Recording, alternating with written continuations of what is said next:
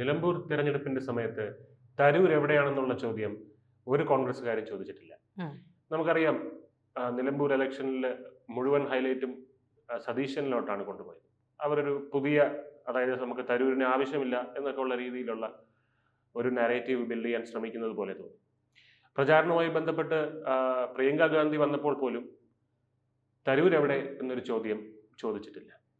പക്ഷേ ഇപ്പോൾ നമ്മൾ കേൾക്കുന്നു തരൂർ മോസ്കോയിലുണ്ടെന്ന്. മോസ്കോയിൽ എത്തി തരൂര്. അത് ഈ പറയുന്നത് പോലെ കോൺഗ്രസിന്റെ ഒരു ഇരട്ടത്താപ്പുണ്ട്. കോൺഗ്രസിന് തരൂരിനെ ഉൾക്കൊള്ളാനുള്ള ഒരു ശേഷി ഉണ്ടോ എന്ന് കൂടി നമ്മൾ ചിന്തിക്കാനുണ്ട്. കാരണം അദ്ദേഹത്തിന്റെ ഒരു ഹൈ പ്രൊഫൈലാണല്ലോ. അത് വെച്ച് അദ്ദേഹത്തിന് ഇവിടെ കിടന്ന് ഈ ചീള് കേസുകളുമായി ബന്ധപ്പെട്ട് തമ്മിലടിക്കാനുള്ളൊരു അതൊന്നും അദ്ദേഹത്തിനെ സംബന്ധിച്ച് അത് പറ്റില്ല. അദ്ദേഹം അങ്ങനെ ഒരു അടിയിട്ട് വളർന്നതല്ല. അദ്ദേഹത്തിന്റെ ആദ്യമേ അന്താരാഷ്ട്ര രാഷ്ട്രീയത്തിലാണ് വന്നത്. നേരെ തിരിച്ചാണ് അദ്ദേഹത്തിന്റെ യാത്ര. അതെ അതെ, താഴേക്ക് വരികയാണ്, മേളിൽ നിന്ന് താഴോട്ടാ വന്നത്. അതെ. ഇപ്പൊ എന്തായാലും താഴേക്ക് വന്നു എന്ന് നമ്മൾ പറഞ്ഞപ്പോ താഴെ നിന്ന് വീണ്ടും മോദി അദ്ദേഹത്തെ തൂക്കിയെടുത്ത് മുകളിലോട്ട് തന്നെ എത്തിക്കാനുള്ള ഒരു ശ്രമത്തിലാണ്. ഇപ്പോ എവിടെയായിരുന്നു, അതെ, നീ ഇവിടെ കിടക്കണ്ട, നീ ഇങ്ങോട്ട് പോരെ അതാണ് നിനക്ക് ഉചിതം.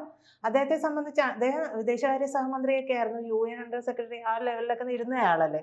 അപ്പൊ അദ്ദേഹത്തെ കൊണ്ടുവന്ന് ഇവിടെ ഈ കേരള പൊളിറ്റിക്സിൽ ഇട്ട് അങ്ങോട്ടും ഇങ്ങോട്ടും തമ്മിലടിച്ച് എന്തിനാണ്? അദ്ദേഹത്തിനെ യൂട്ടിലൈസ് ചെയ്യേണ്ട രീതികളുണ്ട്. 10 വർഷമായിട്ട് കോൺഗ്രസിന് ഭരണമില്ല.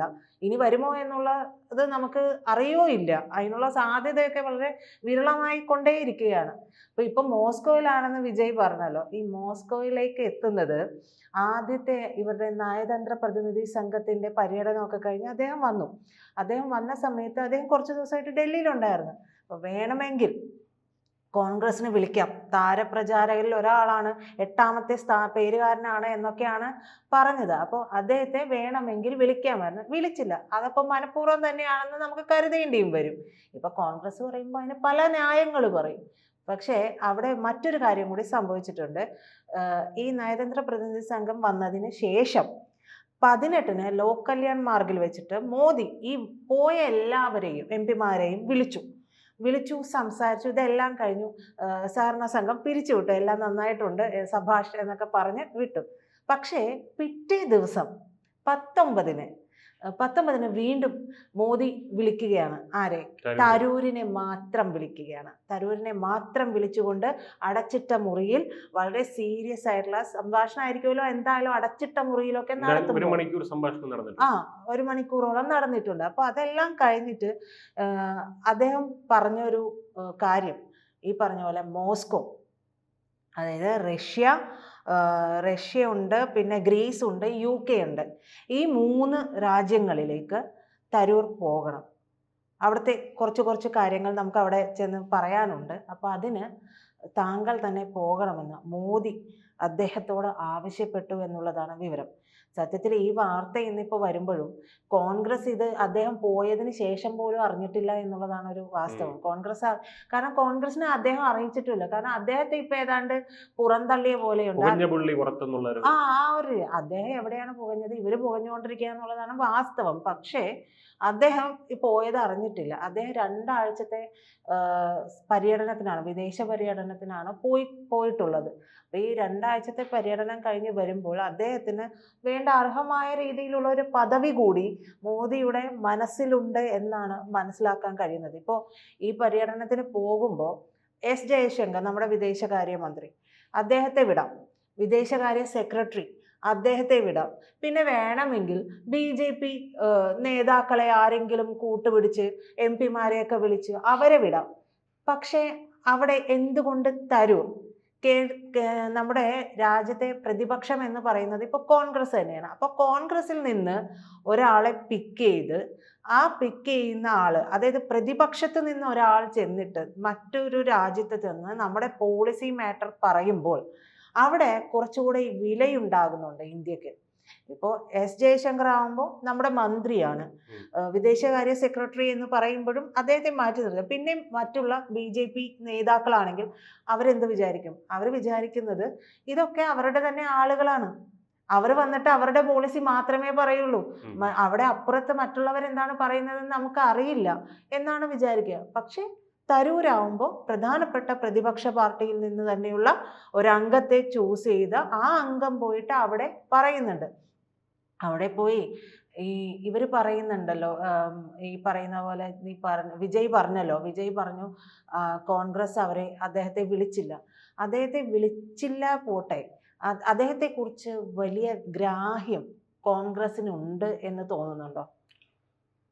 ശശി തരൂർ എന്ന് പറയുന്നത് കുരങ്ങന്റെ കൈ കിട്ടിയ പൂമാലയാണ്. അതായത് കോൺഗ്രസിന് ശശി തരൂരിന് കിട്ടുന്നത് കുരങ്ങന്റെ കയ്യിൽ പൂമാല കിട്ടിയത്. കുരങ്ങന്റെ കയ്യിൽ പൂമാല കിട്ടി എന്ത് ചെയ്യുമെന്ന് അറിയാലോ, അതിനെ എങ്ങനെയാണ് അത് വിനിയോഗിക്കുക എന്നുള്ളത്. ഇപ്പൊ ഇവർ പുകഞ്ഞ പുള്ളി പുറത്തെന്ന് പറയുമ്പോൾ ഇവിടെ സംഭവിക്കുന്നത് ശശി തരൂർ പുറത്തു പോവുകയും ഇവർ പോകുകയാണ് ചെയ്യുന്നത്. പുറത്തെന്ന് പറയുന്നത് രാജ്യത്തിന് പുറത്ത് തന്നെ അദ്ദേഹത്തിനെ നരേന്ദ്രമോദി അയക്കുന്നത്. അതായത് അന്താരാഷ്ട്ര തലത്തിൽ കേപ്പബിലിറ്റി ഉള്ള ഒരു നേതാവിനെ കോൺഗ്രസിനുണ്ടായിട്ട് കോൺഗ്രസ് ആ ഒരു രീതിയിൽ ശശി തരൂരിനെ ഒരിക്കൽ പോലും പരിഗണിച്ചിട്ടില്ല എന്നുള്ളതാണ് നമ്മൾ മനസ്സിലാക്കേണ്ടത്. കാരണം ശശി തരൂർ ഒരു ഹിന്ദു, അതായത് ഹൈന്ദവ why I am a Hindu എന്നൊരു പുസ്തകം എഴുതിയിട്ടുണ്ട്. അതായത് ഹൈന്ദവ ആചാരങ്ങളെ പറ്റി അതിനകത്ത് പറയുന്ന കാര്യങ്ങളാണ്. അതൊരിക്കലും അദ്ദേഹം അതിൻ്റെ ഒരു കൾച്ചറൽ അല്ലെങ്കിൽ സാംസ്കാരികമായിട്ടുള്ള തലത്തിൽ നിന്നാണ് സംസാരിക്കുന്നത്. അപ്പോൾ ഇത്തരം കാര്യങ്ങൾ പലപ്പോഴും പറഞ്ഞിട്ടുണ്ട്. നരേന്ദ്രമോദിയെ പറ്റി പ്രശംസകൾ അദ്ദേഹം പറഞ്ഞിട്ടുണ്ട്. അതായത് നരേന്ദ്രമോദി ഒരു ദിവസം പോലും ലീവ് എടുത്തിട്ടില്ല, അതിനെ പ്രശംസിക്കുന്നു, അങ്ങനെയൊക്കെ. അദ്ദേഹം അവർ ചോദിച്ചപ്പോൾ അദ്ദേഹം പറഞ്ഞതെന്ന് പറഞ്ഞാൽ അപ്പൊ അന്ന് പ്രശംസ 2 തവണ എന്തോ നരേന്ദ്രമോദിയെ പ്രശംസ അറിയിച്ചിട്ടുണ്ട്. അപ്പൊ അവർ ചോദിച്ചു അതെന്തിനാണ് ചെയ്യേണ്ടത് എന്ന് ചോദിച്ചപ്പോൾ പറഞ്ഞു, പ്രതിപക്ഷം എന്ന് പറഞ്ഞാൽ എപ്പോഴും വിമർശിച്ചുകൊണ്ടിരിക്കേണ്ട ആൾക്കാരല്ല, നമുക്ക് അവർ നല്ലത് ചെയ്താൽ അതും പറയണം എന്ന് ശശി തരൂർ പറയുന്നുണ്ട്. അപ്പൊ അദ്ദേഹത്തിന്റെ നിലപാടുകൾ ഇപ്പോൾ ഉള്ള കോൺഗ്രസിൽ നിന്ന് വ്യതിചലിച്ച് സഞ്ചരിക്കുന്ന നിലപാടുകളാണ്, രാഷ്ട്രത്തോടൊപ്പം നിൽക്കുന്നതാണ്. മോദിയെ എപ്പോഴൊക്കെ പ്രശംസിച്ചിട്ടുണ്ടോ നമ്മൾ നോക്കിയാൽ മനസ്സിലാവും. മോദി രാഷ്ട്രത്തിന് വേണ്ടി നിൽക്കുമ്പോൾ ആണ് ശശി തരൂരിന്റെ ഇതുണ്ടായിട്ടുള്ളത്. ഇപ്പോൾ ഓപ്പറേഷൻ സിന്ദൂറുമായിട്ട് ബന്ധപ്പെട്ടിട്ടുള്ള ശശി തരൂർ മോദിയുമായിട്ട് സഹകരിക്കുമ്പോഴും അതാണ് നമ്മൾ മനസ്സിലാക്കേണ്ടത്. പക്ഷെ അദ്ദേഹത്തിന് എന്തോ ഒരു വലതുപക്ഷ ഒരു തൽപരനായിട്ടാണ് ഇവര് കാണുന്നതും നരേറ്റീവ് ഇറക്കുന്നത്, ജനങ്ങളുടെ മുമ്പിൽ അവതരിപ്പിക്കുന്നത്.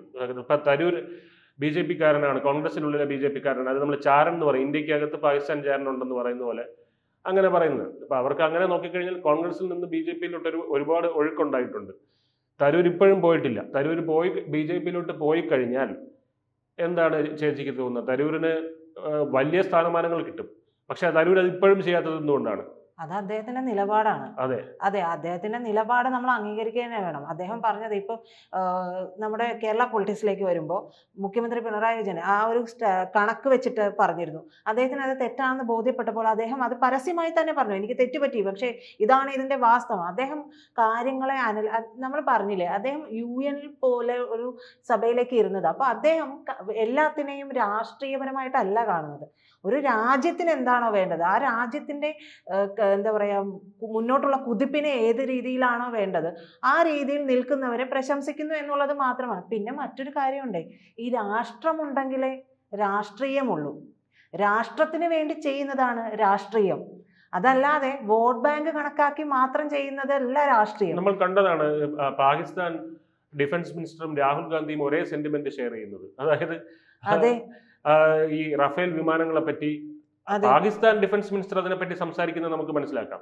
പക്ഷെ ഇത് ഇപ്പൊ തന്നെ, അതായത് ഒരു രാജ്യത്തിന്റെ യുദ്ധപരമായിട്ടുള്ള രഹസ്യങ്ങളാണ്, അത് പുറത്തുവിടണം എന്നൊക്കെ ഒരു രാജ്യത്തിന്റെ പ്രതിപക്ഷ നേതാവ് ഇവിടെ ഇരുന്നുകൊണ്ട് പറയുകയാണ്. അത് ഒരു യുദ്ധ സാഹചര്യത്തിൽ 10 വർഷം കഴിഞ്ഞിട്ടല്ല.